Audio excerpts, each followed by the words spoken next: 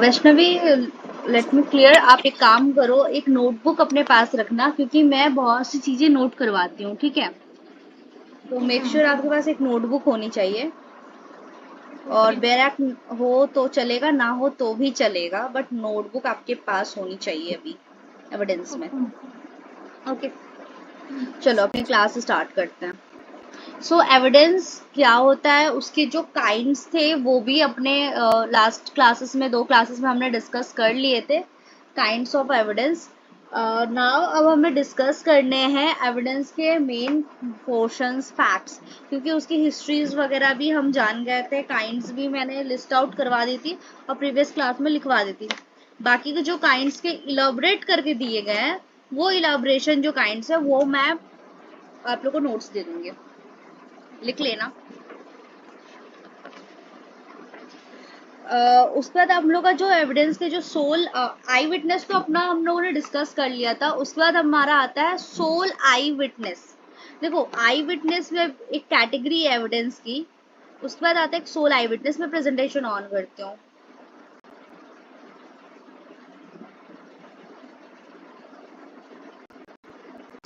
सबको board C हो रही है?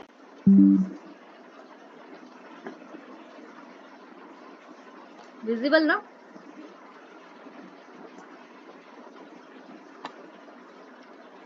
Yes ma'am. ओके,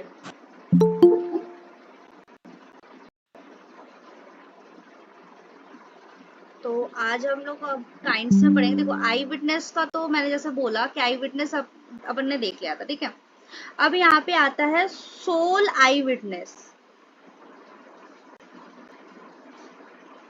देखो, क्राइम 2 टाइप्स के हो सकते हैं। एक, रोड पे अगर क्राइम, ये रोड है, ठीक है, यहाँ पे 2-3 लोगों का दुकान है, खड़े हैं, भीड़ है, तो यहाँ पे आई विटनेसेस बहुत सारे हो सकते हैं। बट सोल आई विटनेसेस क्या है? Sole eye witnesses like 1 to 1, जैसे कि एक कमरे में क्राइम हो रहा है और एक छोटे से कमरे में इसका मतलब इस कमरे में एक फादर उसकी मदर को मार रहा है और ये छोटे से कमरे में बच्चा देख रहा है। तो ये जो बच्चा हुआ ना, ये सोल आई विटनेस होता है। तो आई विटनेस के साथ हम लोग सोल आई विटनेस को भी टेस्टिफाई करते हैं। तो किस हद तक सोल आई विटनेस को हम लोग सत्य मानते हैं और ट्रस्ट वर्दी मानते हैं, ये आज हमें देखना है। तो जो सोल आई विटनेसेस होते हैं उसके लिए कुछ पॉइंटर्स है, पहले लिख लो, पहले हेडिंग दे दो सोल आई विटनेसेस। और मैं कुछ चीजें लिखवा रही हूँ, पहले फटाफट लिखो और हाथ स्पीड चलनी चाहिए सबके। Just write down.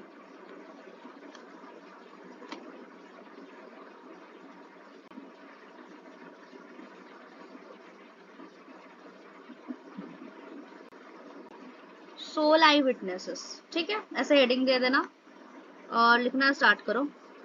The convention can be based on the convention can be based on uncorroborated testimony. The convention can be based on uncorroborated testimony. The convention can be based on uncorroborated testimony of sole eyewitnesses. Uncorroborated testimony of sole eyewitnesses, if it found reliable, a evidence of a sole eyewitnesses. If it found reliable or evidence of a sole eyewitnesses is a sufficient even if medical evidence differ, is a sufficient even if it's differ a medical evidence. The reliable ocular testimony of the witnesses the reliable ocular testimony of the witnesses as to the occurrence the reliable ocular testimony of the witnesses as to the occurrences cannot be denied. As to the occurrences cannot be denied.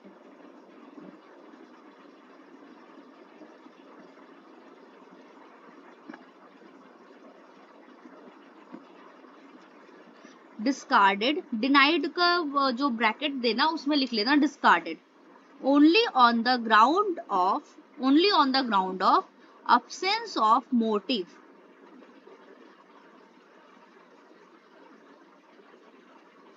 एक case है उसके साथ लिख लेना,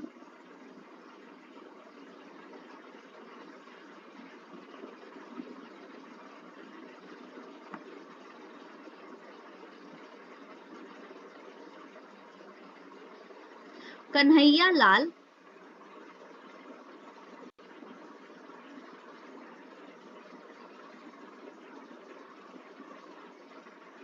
दीदी कौन सा section पढ़ा रही हो? एक्चुअली एविडेंस में सेक्शन नहीं है, मैंने फर्स्ट में आप इंट्रोडक्शन बताया था कि एविडेंस का इंट्रोडक्शन क्या होता है, मतलब एविडेंस कहाँ से लिया गया है, ठीक है। और उसके बाद मैंने बताया था कि एविडेंस क्या होता है, फिर मैंने बताया कि एविडेंस में हम विटनेसेस प्रेजेंट करते हैं, जब एविडेंस प्रेजेंट करते हैं तो एविडेंस के काइंड होते हैं, ठीक है। तो जब एविडेंस के काइंड होते हैं, उस काइंड में एक काइंड होता है विटनेसेस, जो हम एविडेंस में विटनेसेस पेश करते हैं, तो उस विटनेसेस का बहुत सारा काइंड होता है, like I witness, stock witness, child witness, डम विटनेस। तो उसके भी बहुत सारे काइंड्स होते हैं जो कि सेक्शन में डिफाइन नहीं है, लेकिन जब हम एविडेंस पढ़ते हैं ना तो उसमें ये सारे टर्म्स कहीं ना कहीं मिलते हैं। हम देखेंगे डॉक्यूमेंट्री के साथ आई विटनेस को यहाँ प्रेजेंट कर सकते हैं, चाइल्ड विटनेस का ये रोल है। तो जब हमें पता ही नहीं रहेगा एग्जैक्टली आई विटनेस का रोल कहाँ कहाँ है, तो जब हम सेक्शन पढ़ेंगे कि आई विटनेसेस को यहाँ प्रेजेंट कर सकते हैं, आई विटनेस को हम इस कोर्ट में या इस मैटर में हम ला सकते हैं, तो फिर हम कंफ्यूज हो जाएंगे कि इसका रोल यहाँ है या नहीं। समझ में आया पायल? अदर्स क्लियर हुआ? Please respond. Yes ma'am. Okay, तो केस लिख लो, Kanhaiya Lal versus state of Rajasthan.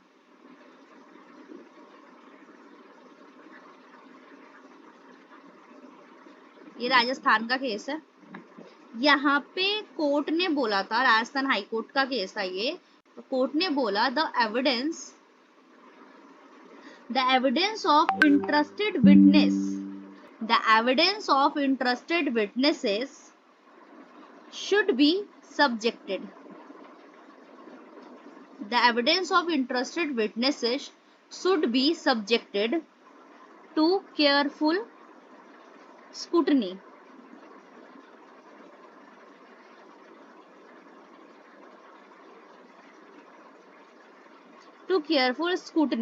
And accepted with caution.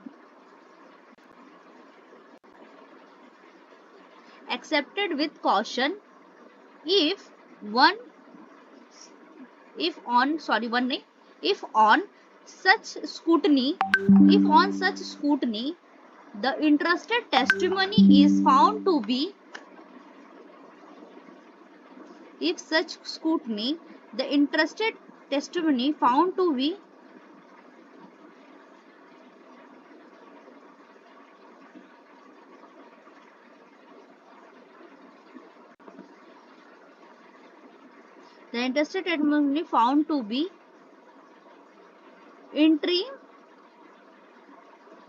reliable or inherently probable, it may be itself be sufficient in the circumstances of the particular case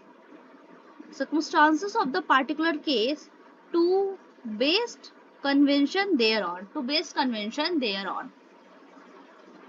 हो गया?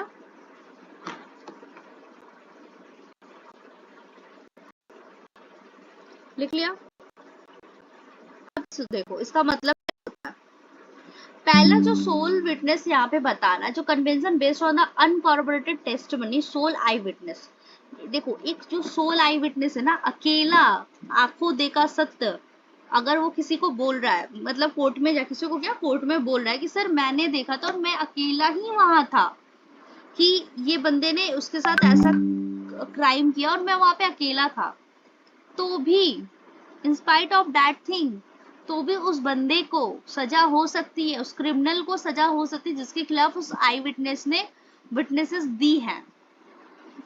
Doesn't mean कि मतलब देखो, witnesses में कभी भी क्वांटिटी ऑफ विटनेस हमें नहीं चाहिए कि हमें 10 विटनेस लगेंगे तो ही हम मानेंगे सच है, नहीं, क्वालिटी कि उसकी रेलिवेंसी कहाँ तक है, वो पुलिस को भी सेम बात बोल रहा है, मैजिस्ट्रेट को भी सेम बात बोल रहा है, मतलब उसकी क्वालिटी है विटनेसेस। और वो जो बोल रहा है, मान लो उसने कुछ जो चीजें बोली, जो टाइमिंग बोली, या बोले कि इस बंदे ने इस डंडे से दूसरे बंदे को मारा था, विक्टिम को मारा था, अब वो डंडा मेरे दुकान के नीचे ही पड़ा हुआ था, तो डंडा जो डंडा था, वेपन थे, वो वेपन भी अगर ट्रेस आउट हो जाते तो क्वालिटी उसकी बढ़ जाती है।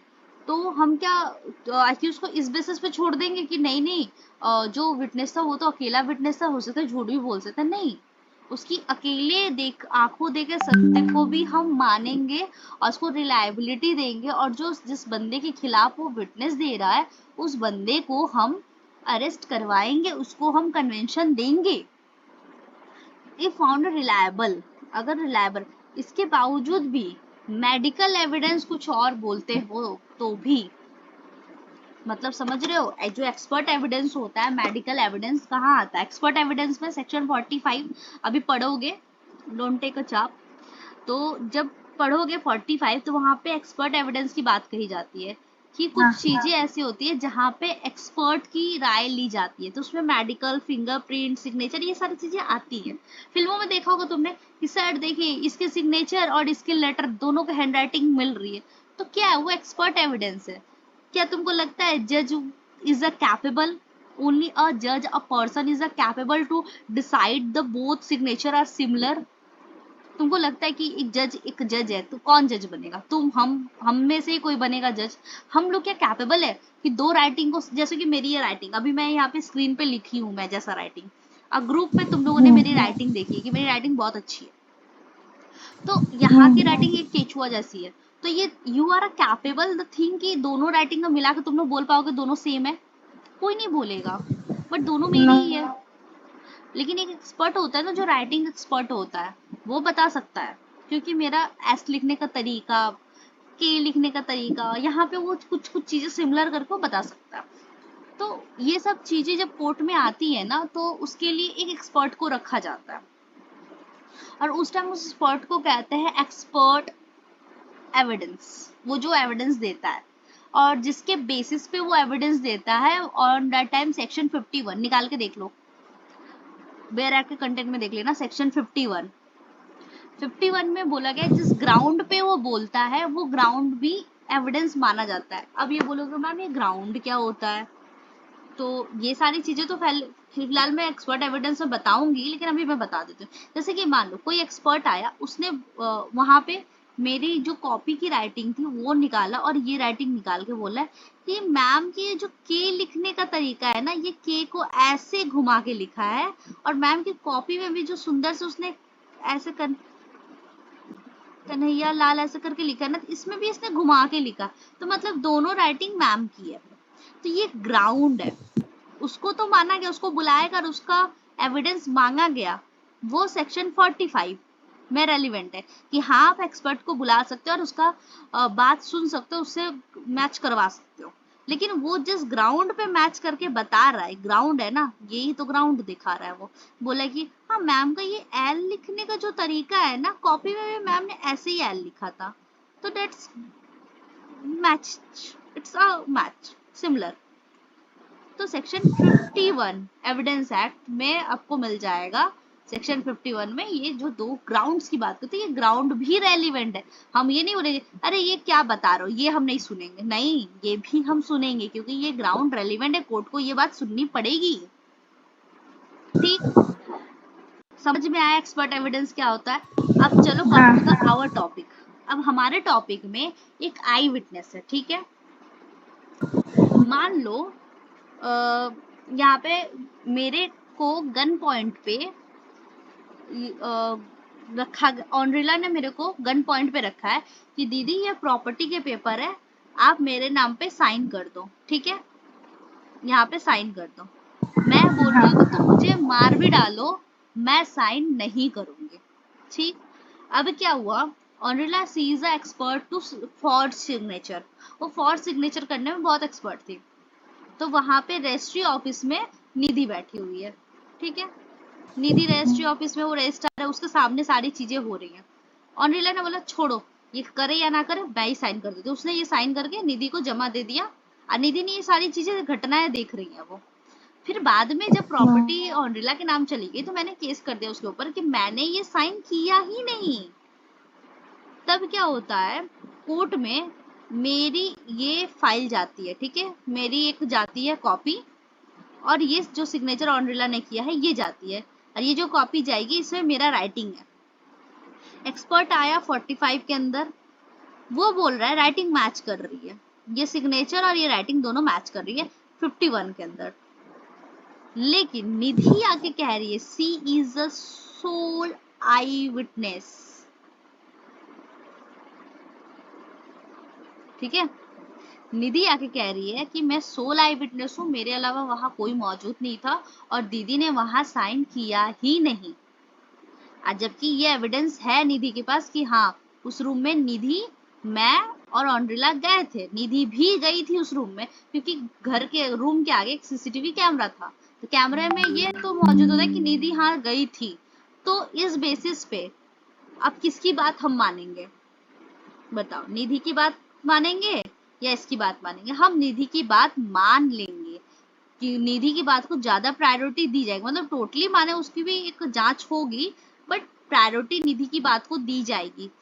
जस्ट बिकॉज की सोल आई विटनेस है उसको झुटलाया नहीं जाएगा, और जस्ट बिकॉज की एक्सपर्ट जो कह रहा है और आई विटनेस कह रहा है दोनों में डिफरेंस है। देखो मैंने लिखवाया भी है फर्स्ट सेकंड थर्ड लाइन में, the reliable occurral testimony of the witnesses are occurrences cannot be denied।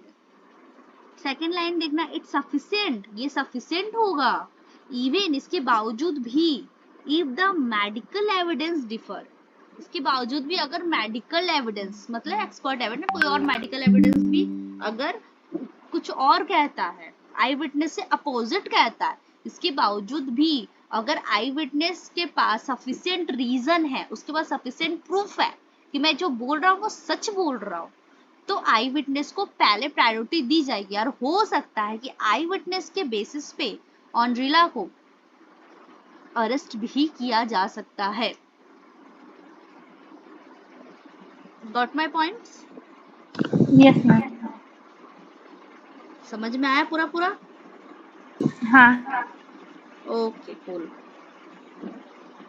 Now Kanhaiya Lal versus state of Rajasthan, the evidence of interested witness should be subjected to, अच्छा ये तो मैंने लिखवा दिया ना स्कूटनी वाला, the evidence of interested witness should be subjected to the careful scrutiny and accepted with the caution if a such scrutiny the interest testimony is found to be a intellectually reliable and inherently probable, it may be itself be sufficient in a circumstances of particular case the based on the caution।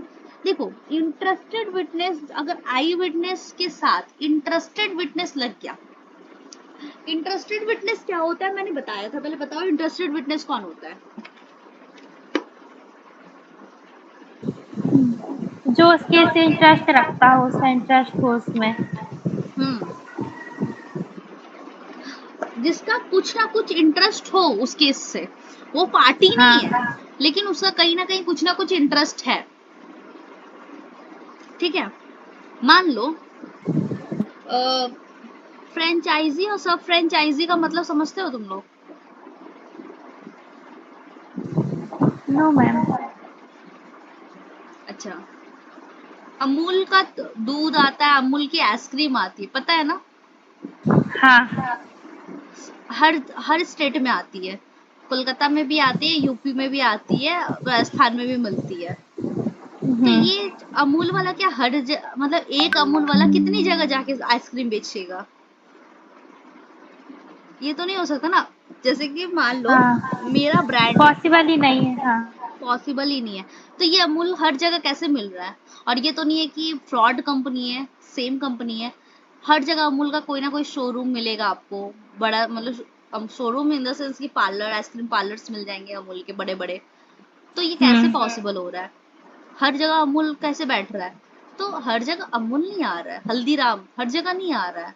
क्या होता है कि अमूल एक brand बन गया। जैसे कि मान लो मैंने कोई स्पेशल डिश बनाना स्टार्ट किया, यहाँ बिकने लगा उसका, तो उसकी डिमांड बढ़ने लगी। तो अदर स्टेट के लोग भी बोल रहे हैं कि एक काम करिए, आप अपना नाम हमें दे दीजिए, आपके नाम से हम दुकान खोलेंगे और हमारे नाम से वो दुकान खोलेगा। अब अमूल को क्या किया, अमूल को जाके बोला गया कि आप हमारे नाम पे दे दीजिए। अब अमूल फ्रेंचाइजीज बनाने लगा, उसको कहते हैं फ्रेंचाइजीज। मैं मेन ओनर हूँ अमूल की।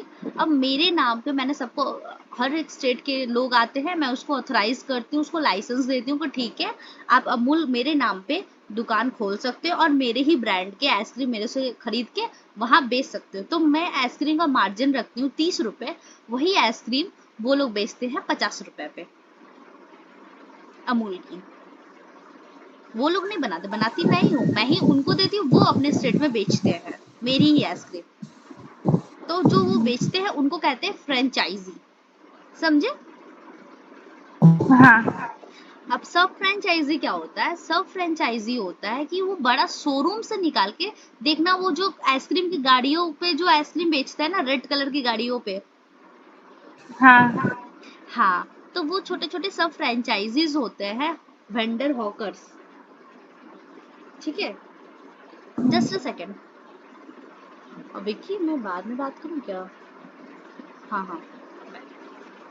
तो सब फ्रेंचाइजीज वो होते हैं जो छोटे छोटे वेंडर्स होते हैं, ठीक है। तो वो जो छोटे छोटे वेंडर्स होते हैं उनमें सब फ्रेंचाइजीज का आता है। अब ये देखो इंटरेस्टेड विटनेस क्या हो, मान लो मैं अमूल हूँ, तुम मेरे से कोई आइसक्रीम खरीदी हो, ठीक है। निधि ने मेरे से आइसक्रीम का एक शोरूम खोला। अब उसके शोरूम से पायल आइसक्रीम ले जाके छोटे छोटे वेंडर्स को बेचती है, आइसक्रीम का छोटा सा दुकान है या वो गाड़ियों पे बेचती है, ठीक है। अब क्या हुआ, मेरे और निधि में पंगा हो गया, पैसों को लेके, डीलिंग को लेके, कुछ को लेके पंगा हो गया मेरे और निधि में। अब केस चलने लगा। केस जब चल रहा है उसी दौरान कोई पंगा हुआ था कि मैं निधि के ऑफिस आई थी मीटिंग करने। निधि ने तो पहले मेरा पैसा भी नहीं रिटर्न किया था, मेरी फ्रेंचाइजीज भी ले रखी है, फ्रेंचाइजीज का पैसा रिटर्न नहीं किया। और प्लस पंगे के दौरान में भी कोई क्रिमिनल केस हुआ जिसमें निधि ने मेरे को सर पे दे मारा, ईटे से या कोई चीज से मेरे को हार्म कर दिया। और उस टाइम पायल भी वहीं मौजूद थी। तो क्या हुआ कि मैंने केस कर दिया निधि पे। पार्टी कौन हुआ? मैं और निधि पार्टी हुए, ठीक है। अब यहाँ पंगा क्या होता है, ये जो पायल है ये दो तरह से विटनेस बनी। पहले तो ये इंटरेस्टेड विटनेस भी है और आई विटनेस भी है। आई विटनेस तो तुम्हें समझ में आया क्योंकि उस टाइम ऑफिस में वो भी मौजूद थी। हाँ। ज्योति वर्सेस निधि हो गया यहाँ पे। अब यहाँ पे आई विटनेस कौन था? पायल आई विटनेस। अभी ये बंदी ना इंटरेस्टेड विटनेस भी है। इंटरेस्टेड विटनेस कैसे है कि अगर मैंने यहाँ पे हमारा पंगा चल रहा है और जब तक हमारा पंगा चल रहा है, बताओ मेरे पंगे के दौरान मैं क्या निधि को सप्लाई दूंगी आइसक्रीम की? नहीं दूंगी। और जब तक मैं निधि को आइसक्रीम की सप्लाई नहीं दूंगी, निधि से पायल नहीं खरीद पाएगी सप्लाई। तो यहाँ पे इसका भी इंटरेस्ट है, इसको भी इंटरेस्ट कि भाई जल्दी से केस खत्म हो तो अभी इसका बिजनेस फिर से स्टार्टअप हो जाए। तो on the time she is interested witness ना। Yes ma'am. हाँ, तो यहाँ पे आई और इंटरेस्टेड विटनेस दोनों है। अब इस केस में कहता है कि अगर आई विटनेस ही इंटरेस्टेड विटनेस है, मान लो ऐसा कोई केस है, पायल को आके विटनेस देना पड़ा। मैंने बोला कि सर पायल वहां पे मौजूद थी जब मुझे निधि ने मारा, तो पायल को बुलाया जाएगा।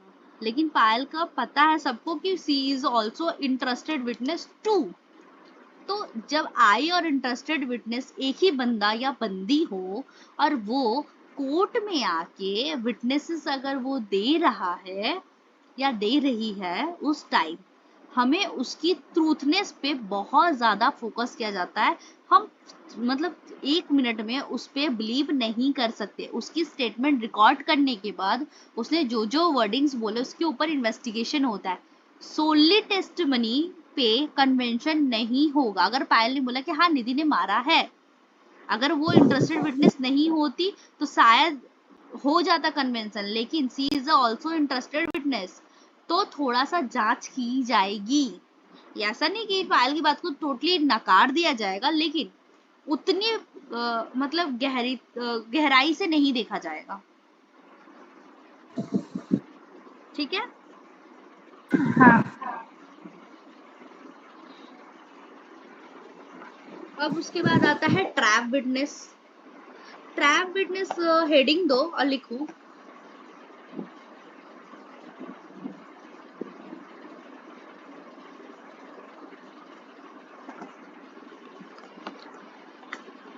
trap witnesses is a witnesses to lay down the trap.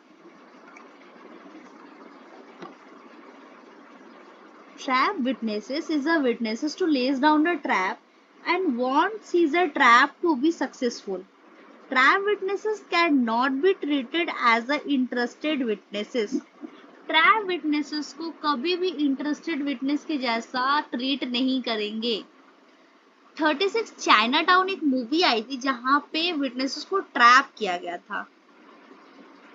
मतलब क्या होता है कि मान लो एक बंदा या बंदी आई विटनेस देने के लिए, उस पर पुलिस की नजर होती है कि ये खरीदा हुआ तो नहीं है, इसको किसी ने खरीदा तो नहीं है, या ये कोई मतलब झूठा विटनेस तो नहीं दे रही, किसी से मिला हुआ तो नहीं है। तो उसके पीछे जो इन्वेस्टिगेशन होती है, उसके पीछे जो सीबीआई लग जाती है ना, उसको कहते हैं ट्रैप विटनेस। जाल बिछाया जाता है उसके लिए। बेटा तुम अगर झूठ बोल रहे हो ना कोर्ट में, तुम उसके पीछे पीछे लोग लग के ना जाल बिछाते हैं कि वो फंस जाए वहां पे आके, फिर पकड़ा जाएगा। तुमने तो कहा था कि उसने, तुम देख नहीं सकते, तुम तो अच्छे खासा देख रहे हो, तुमने तो कहा था ऐसा है। तो उसे कहते हैं ट्रैप विटनेस। उसको इंटरेस्टेड विटनेस जैसा ट्रीट नहीं किया जाता, क्योंकि इंटरेस्टेड विटनेस को हमें पता है कि बंदे या बंदी का इंटरेस्ट है, फिर भी कहीं हद तक उस पर हम ट्रस्ट कर सकते हैं। लेकिन ट्रैप विटनेस ऐसा होता है कि उसमें जल्दी हम ट्रस्ट नहीं करते हैं, उस पर हम सब करते रहते हैं और उसके पीछे इन्वेस्टिगेशन भी चल सकती है। उसके बाद आता है हॉस्टाइल विटनेस। ये हॉस्टाइल विटनेस जब भी पढ़ना, सबके दिमाग में एक ही ये इंसान मतलब आता है, थोड़ा भले दिन आने वाले थे, आए नहीं।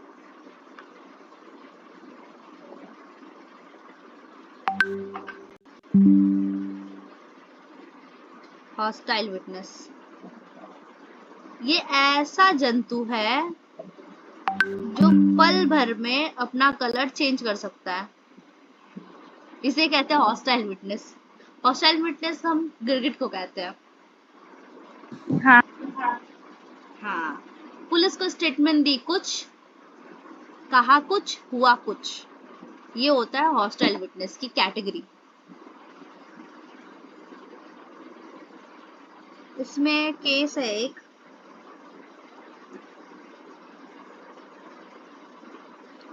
मृणाल दास वर्सेस स्टेट ऑफ एसो त्रिपुरा का केस है ये।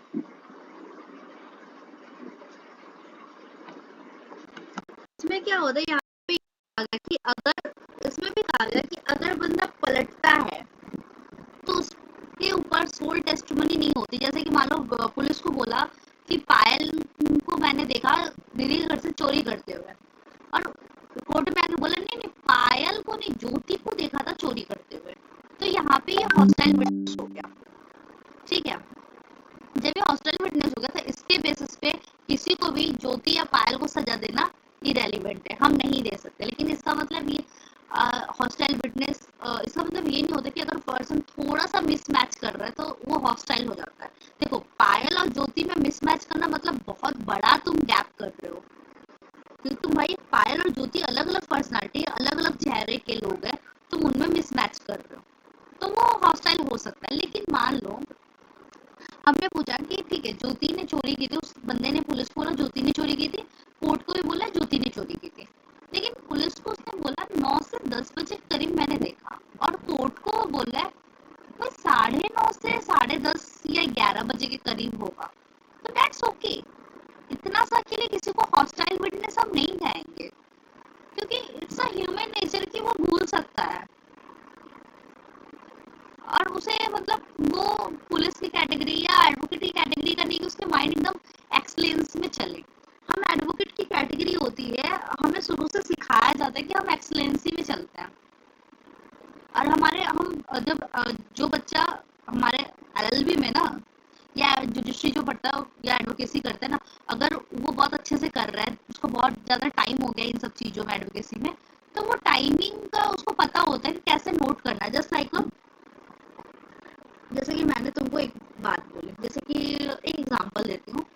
मैंने पायल को कॉल करा, ठीक है, मान लो पायल मेरे घर पे रहती है, मैंने पायल को कॉल करा, टाइमिंग था कुछ 2 बज रहा होगा, ठीक है, 2 बजे दोपहर को मैंने पायल को कॉल किया, उसका कॉल गया वेटिंग।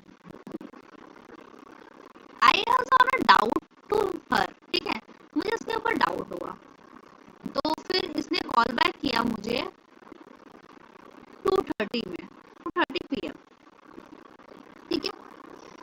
ये on that time she said कि मैं निधि से बात कर रही थी। मैंने सुना ओके। जब इसका 2 बजे पायल का कॉल ना इंगेज आया ना, मैंने उसी टाइम 2:01 या 2:02, जो भी टाइमिंग था, मैंने एक जगह कॉपी में वो टाइमिंग नोट कर ली, ठीक है। अब 2 बजे से लेकर 2:30 में मेरे को इसने रिटर्न कॉल किया। ऑन दैट ड्यूरेशन इसने बीच में निधि को कॉल लगा दिया, मेरे को कॉल करने के पहले, क्योंकि उसको लगा कि मैं चेक करूंगी कॉल, तो इसने क्या किया, निधि को कॉल लगा लिया, तुमसे थोड़ा सा बात कर लिया निधि से, फिर कट कर दिया। जब ये घर आई तब ये दिखा रही है, तब मैं इसको बोल रही हूँ तुम तो निधि से बात नहीं करते, तुम झूठ बोल रही हो। On that time she said कि लो मेरा फोन चेक कर लो। इसने अपना फोन दिया, निधि की जो डायलिंग थी 2:03 पे थी, ठीक है। इसने निधि को कॉल लगाया था 2:03 पे, और जबकि मैंने इसको कॉल किया था 2 बजे, इसका कॉल उस टाइम बिजी था, और इसकी लास्ट कॉलिंग थी, निधि के पहले की कॉलिंग थी 1:50 पे किसी के साथ। तो मतलब 1:50 पे इसका कॉल कट हुआ, 2:03 पे इसने निधि को कॉल लगाया, लेकिन मैंने 1:50 से लेकर 2 के बीच में, मतलब ये जो 10 मिनट के अंदर का ड्यूरेशन था, 9-10 मिनट के अंदर मैंने इस बंदी को कॉल किया था, इस बंदी का कॉल बिजी था, और यहाँ पे इस मिनट पे, ये 5 सेकंड के मिनट पे कोई कॉल नहीं है, मतलब क्या, इसने डिलीट किया ना, ठीक है, समझ में आया।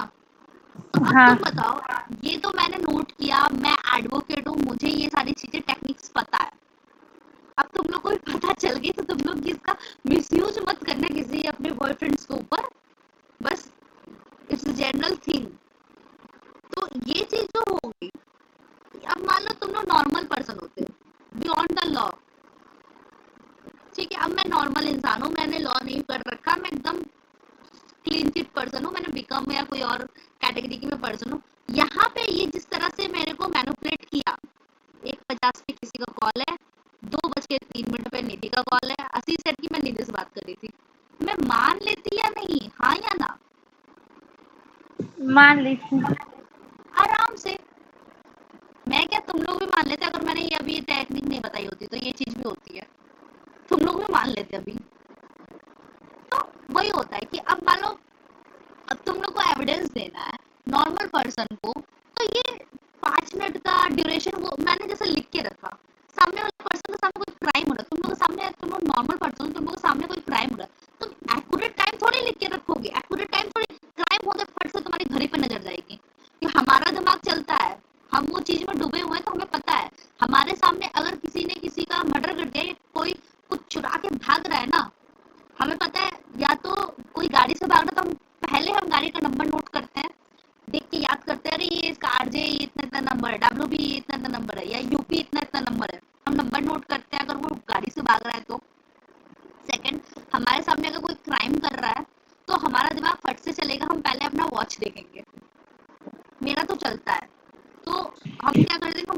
वॉच देके अपना टाइम नोट करते कि कितने टाइम पे हुआ है, क्योंकि मैं यहाँ पे हूँ, मुझे पक्का कभी ना कभी पुलिस आके मुझसे पूछेगी कि भाई आप तो वहाँ पे थे, कितने बजे हुआ ये चीज, तो हम टाइम नोट करते थे। लेकिन नॉर्मल पर्सन के लिए वो टाइम नोट करना वो मतलब बहुत बहुत बड़ी बात हो जाती है, क्योंकि उसका दिमाग उतना नहीं चलेगा। हाँ, वो ये बता सकता है दोपहर का टाइम था, 2 से 4 बजे का टाइम था, 9 से 10 बजे का टाइम था, 10 से 11 का टाइम था, ये बता सकता है। इतना उसका दिमाग चलता है, इतना वो नेचुरल कैपेसिटी में है। दिन वो दोपहर में क्राइम हो, वो रात नहीं बताएगा, वो दोपहर ही बताएगा। लेकिन एग्जैक्ट टाइमिंग बताना उसके लिए पॉसिबल नहीं होता। और जब वो पर्सन आई विटनेस दे रहा है और वो एग्जैक्ट टाइमिंग नहीं बता पा रहा है, तो डजंट मीन हम उसको बोल देंगे कि भाई आप तो हॉस्टाइल विटनेस हो, आप तो पक्षपात कर रहे हो, आप तो अपने स्टेटमेंट से पलट रहे हो। क्योंकि अभी मेरे साथ क्राइम हुआ, मैं किसी चौक पे खड़ी हूँ, वहां पे मैंने देखा किसी के साथ क्राइम हुआ, उस टाइम 2 बज रहे थे, पुलिस आते आते 3 बज गए। पुलिस ने मेरे से पूछा, हाँ भैया बताओ, हाँ जल्दी बताओ कितने बजे क्राइम हुआ। 3 बज रहे थे, पुलिस जब मेरे से पूछी और क्राइम 2 बजे हो, तो मैं ऑब्वियसली बता सकती हूँ सर अभी 1 घंटे पहले ही हुआ था, 2 बजे के करीब, 2-2:30 बजे करीब, ये बता सकती हूँ मैं। पुलिस ने नोट कर लिया 2-2:30 बजे, ठीक है, मेरे माइंड में चल रहा है कि हाँ दोपहर को क्राइम हुआ था। मुझे याद नहीं कि मैंने पुलिस को क्या टाइम बताया। जब मेरे को आज जब विटनेसेस आते, ट्रायल होते होते 1 महीना, 1.5 महीना, 2 महीना लग जाता है, तो जब 2 महीने बाद मेरे को बुलाया जाएगा विटनेस देने के लिए, वहां पे मैं अगर बोल देती हूँ गलती से कि शायद 2-3 या 4 बज रहा होगा, तो इसका मतलब ये नहीं कि मुझे झुठलाया जाएगा, मेरे पे शक किया जाएगा कि you are a hostile witness या आप एक्यूज के साथ मिले हुए हो। नहीं, ऐसा नहीं होता। ठीक है, समझ में आया? दिमाग के बिंदु खुल रहे हैं कि ऐसा भी होता है।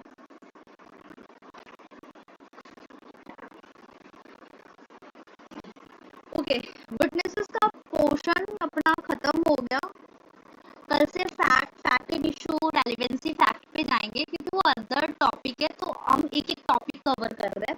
टॉपिक में अगर 1.5 घंटा लग रहा है तो 1.5 घंटा लगाएंगे, और टॉपिक अगर आधे घंटे में 40 मिनट्स में खत्म होगा तो 40 मिनट्स में खत्म करेंगे, ऐसा कोई इशू नहीं है। बट एक एक टॉपिक क्लियर करेंगे, क्योंकि अभी रेलेवेंसी और फैक्ट इशू में जाएंगे, दिमाग घूम जाएगा तुम्हारा, 360 डिग्री में घूम जाएगा, क्योंकि ये एविडेंस है।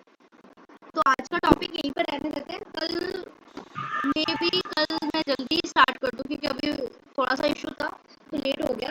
कल जल्दी स्टार्ट करूंगी तो टॉपिक बढ़ाया पूरा खत्म ही करूंगी। अभी तक जो पढ़ा, जहाँ पढ़ा समझ में आया, मजा आ रहा है पढ़ने में। हाँ ऐसा नहीं मतलब कि नहीं मैम बोरिंग लग रहा है या समझ में अब नहीं आ रहा है मेरे को ठीक से, नहीं आ गया समझ में। आ रहा है ना? ठीक, हाँ चलो। क्योंकि एक्चुअली होता है कि तुम तो न्यू हो ना, तो ऑनलाइन क्लासेस में होता है ये सारे, तो जो अभी ज्वाइन करते हैं जाते हैं, ये लोग मेरे पुराने हैं, इनका 2-3 बार सेशन चल चुका है, रिवीजन चलता है हाँ इनका। तो होता है उन्हें, जो नए बच्चे आते हैं ना, तो मेरे से पहले यही चीज पूछते हैं, मैम आप तो ऑनलाइन पढ़ाते हो, आपका नाम सुन के तो हम आ गए हैं, क्योंकि बहुत सारे लोग और सीनियर्स मेरे को रेफरेंस में दिया है, लेकिन ऑनलाइन हमें समझ में नहीं आती है, कैसे पढ़ाओगे? तो मेरा एक ही रिप्लाई होता है, बेटा तू 2 दिन पढ़ के देख लो, समझ में आ जाएगा कि मेरी ऑनलाइन स्टडी ऑफलाइन जैसी होती है, वो अच्छे से समझ में आती है। जी। लेकिन कहीं पर भी कोई भी दिक्कत हो, कुछ भी, कभी भी, class out of the class भी अगर आपको डिस्कस करना हो, तो यू